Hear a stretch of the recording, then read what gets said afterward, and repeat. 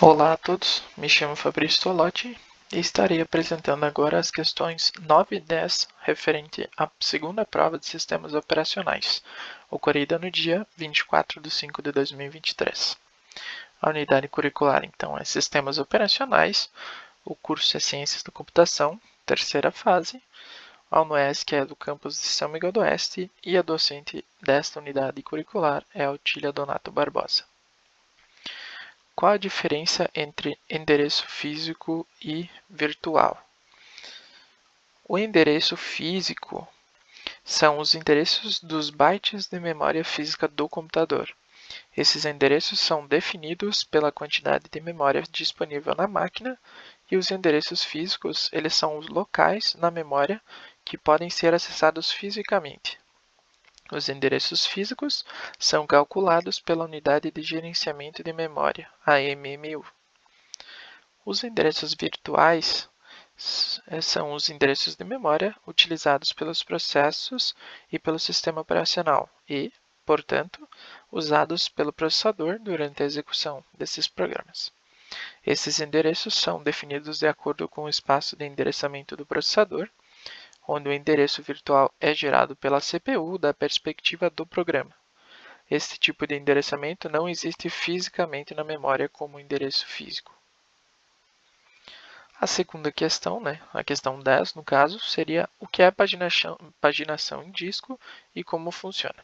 Eu separei em duas partes porque também tem a questão das vantagens que eu vou mostrar à frente. A ideia principal, a ideia central da paginação em disco consiste em transferir páginas ociosas da memória RAM, ou seja, páginas que não estão sendo usadas, para uma área em disco, liberando assim memória para outras páginas. Basicamente, o núcleo ele escolhe as páginas que estão ociosas, visando quanto tempo estão paradas, ele seleciona a mais antiga e move essas páginas da RAM para o disco. E a MMU, que é a unidade de controle, que faz todos os cálculos, detecta os acessos à página no disco e os transfere de volta para a memória RAM, quando o usuário quiser utilizar o programa novamente. Se o usuário acessar um programa que estiver no disco, isso gera um page fault, que se trata de quando o programa não está carregado na memória RAM. Aqui nós temos uma imagem então que demonstra a paginação de disco e como ela funciona. Aqui à direita nós temos a memória RAM, certo? A área do kernel, que está separado, que o kernel roda dentro da memória RAM.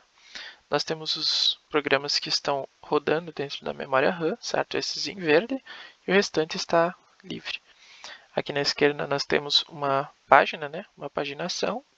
Nós temos os programas que estão abertos ali na máquina, só que desses 5 que nós temos aqui, 3 estão na RAM, certo?